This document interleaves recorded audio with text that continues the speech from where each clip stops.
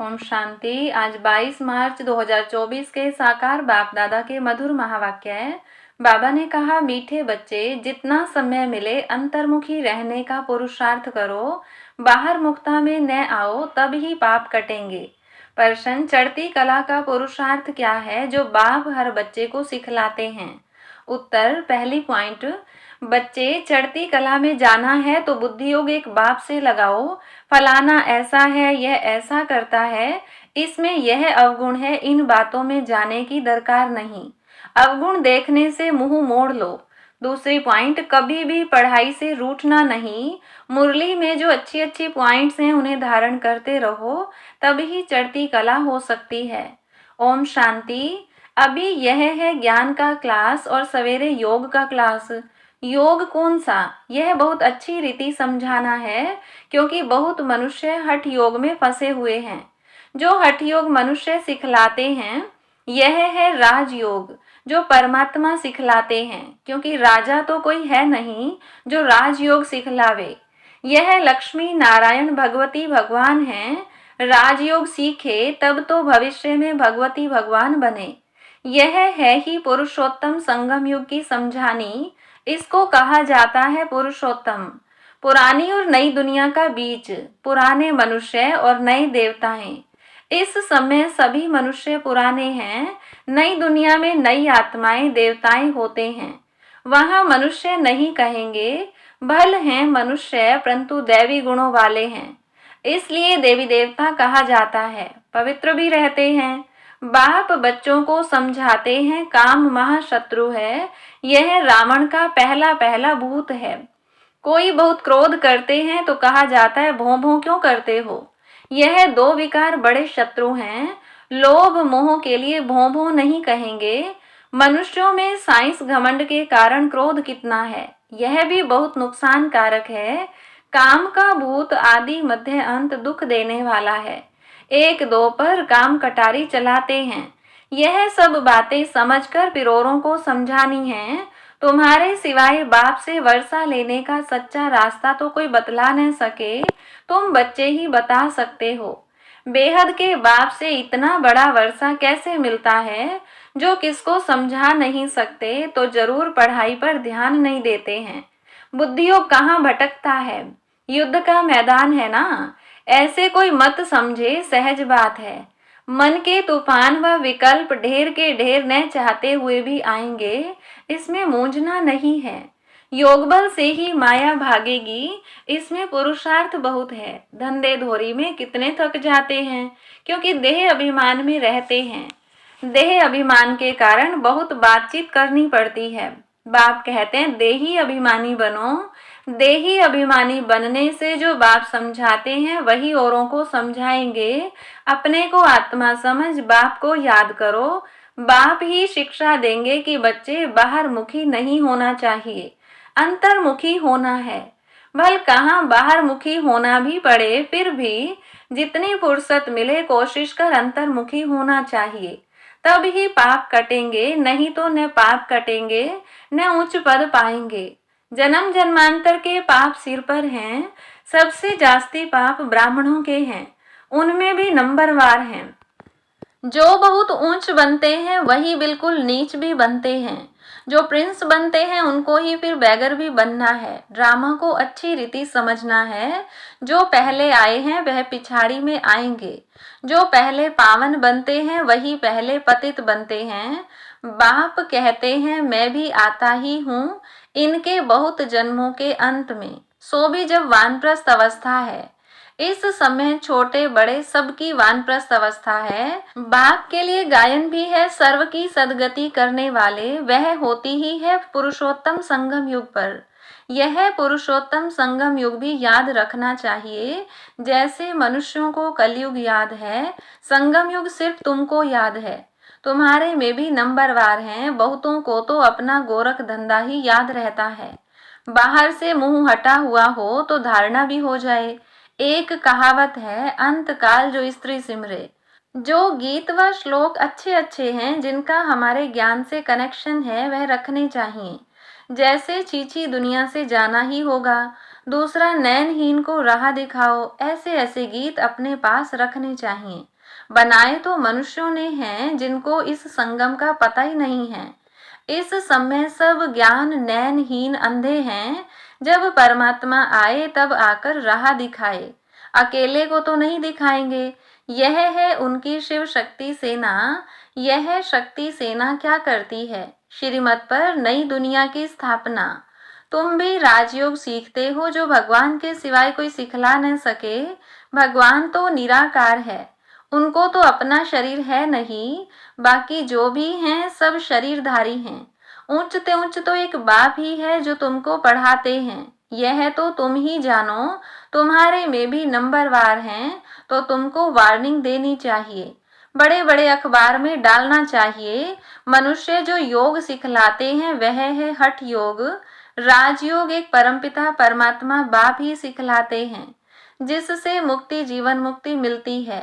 हठ योग से दोनों नहीं मिलते। वह है हठ योग जो कि परंपरा से चला आता है, पुराना है। यह राजयोग सिर्फ संगम युग पर बाप सिखलाते हैं। बाबा ने समझाया है जब भाषण करते हो तो टॉपिक्स निकालनी चाहिए, परंतु ऐसे करते नहीं हैं। श्रीमत पर चलने वाले बहुत थोड़े हैं। पहले भाषण लिखो फिर पक्का करो तो याद आएगा। तुमको ओरली भाषण करना है, तुमको पढ़कर तो सुनाना नहीं है। विचार सागर मंथन कर भाषण करने की ताकत उसमें रहेगी जो अपने को आत्मा समझकर फिर बोलते हैं। हम भाइयों को सुनाते हैं, ऐसे समझने से ताकत रहेगी। यह बहुत ऊंची मंजिल है ना। पान का बीड़ा उठाना मासी का घर नहीं है। जितना तुम रुस्तम बनेंगे उतना माया का वार होगा। अंगद व महावीर भी रुस्तम था।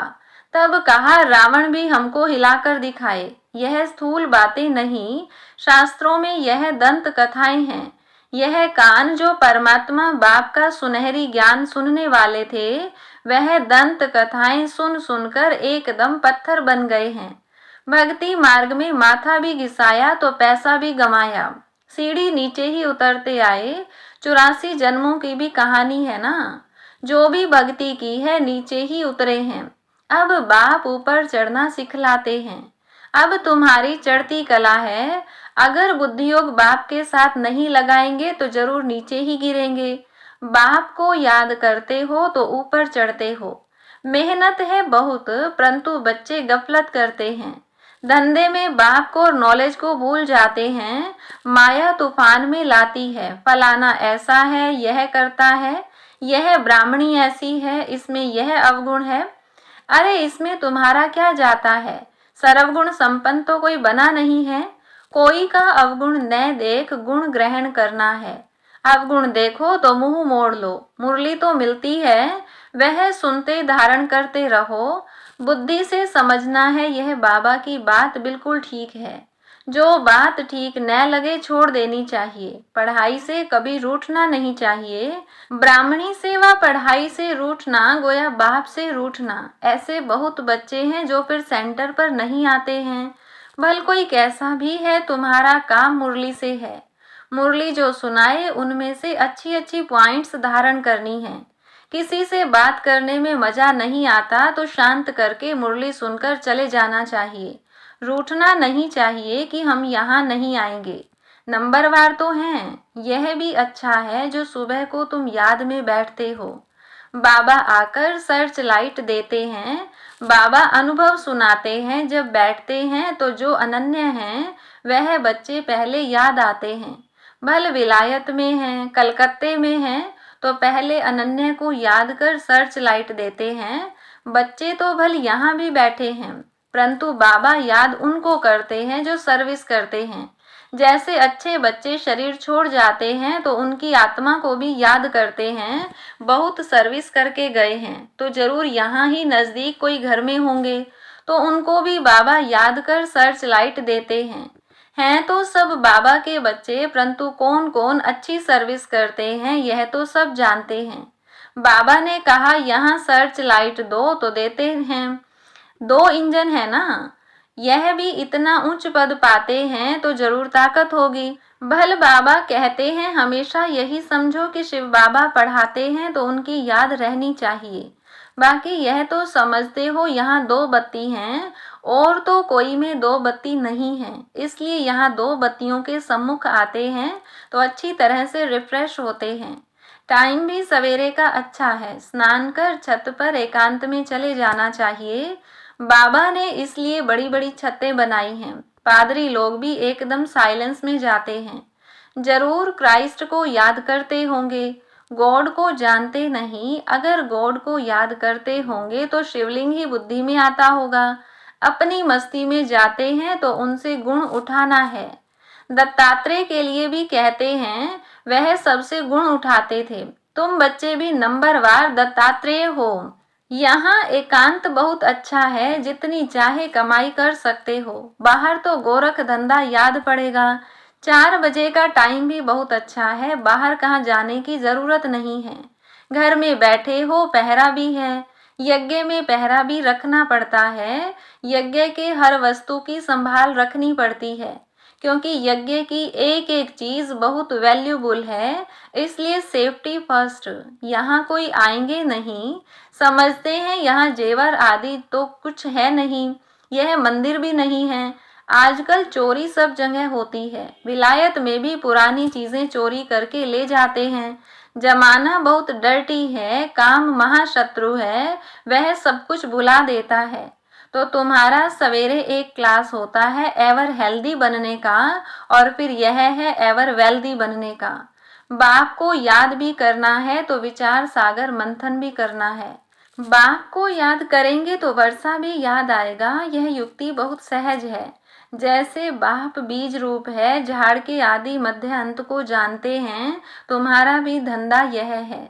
बीज को याद करने से पवित्र बनेंगे, चक्र को याद करेंगे तो चक्रवर्ती राजा बनेंगे, अर्थात धन मिलेगा। राजा विक्रम और राजा विक्रमाजीत 2 संवत मिक्स कर दिए हैं। रावण आया तो विक्रम संवत शुरू हुआ, डेट बदल गई। वह चलता है 1 से 2500 वर्ष, फिर चलता है 2500 से 5000 वर्ष तक। हिंदुओं को तो अपने धर्म का पता नहीं। यह एक ही धर्म है जो असली अपने धर्म को भूल अधर्मी बने हैं। धर्म स्थापक को भी भूले हैं। तुम समझा सकते हो आर्य समाज कब शुरू हुआ? आर्य माना सुधरे हुए सतयुग में थे, अन आर्य अभी हैं। अब बाप आकर तुमको सुधारते हैं। तुम्हारी बुद्धि में सारा चक्र है। जो अच्छे पुरुषार्थी हैं वह खुद भी जानते हैं, औरों को भी पुरुषार्थ कराते हैं। बाप है गरीब निवाज, गांव वालों को संदेश देना है। 6 चित्र काफी हैं, 84 के चक्र का चित्र बहुत अच्छा है। उस पर अच्छी तरह समझाओ, परंतु माया इतनी प्रबल है जो सब कुछ भुला देती है। यहाँ तो दोनों लाइट इकट्ठी हैं, एक बाप की एक इनकी, दोनों जबरदस्त हैं। परंतु यह कहते हैं तुम एक ही जबरदस्त लाइट को पकड़ो। सब बच्चे यहाँ भागते हैं, समझते हैं डबल लाइट है। बाप सम्मुख सुनाते हैं, गायन है, तुम्ही से सुनूं तुम्ही से बोलूं, परंतु ऐसे नहीं, यहाँ बैठ जाना है। 8 रोज काफी हैं, अगर बिठा दे तो ढेर हो जाएं। ड्रामानुसार सब कुछ चलता रहता है, परंतु तुमको आंतरिक खुशी बहुत होनी चाहिए। वह खुशी उन्हें होती जो आप समान बनाते हैं। प्रजा बनावे तब राजा बने। पासपोर्ट भी चाहिए। बाबा से कोई पूछे तो बाबा फट से कहते हैं, अपने को देखो, मेरे में क्या अवगुण है। स्तुति निंदा सब सहन करना पड़ता है। जो यज्ञ से मिले उसमें खुश रहना है। यज्ञ के भोजन से तो बहुत लव चाहिए। सन्यासी थाली धोकर पीते हैं, क्योंकि उनको भोजन का महत्व है।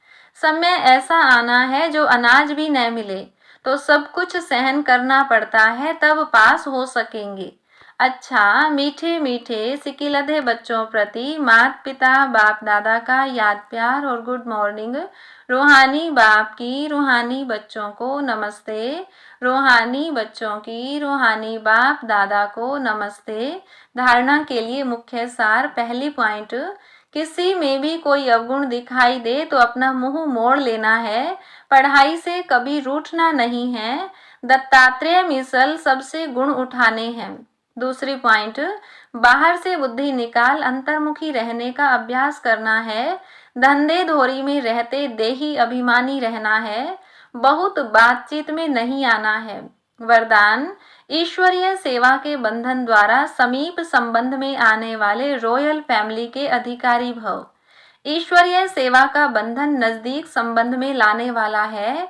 जितनी जो सेवा करता है उतना सेवा का फल समीप संबंध में आता है। यहाँ के सेवाधारी वहाँ की रॉयल फैमिली के अधिकारी बनेंगे।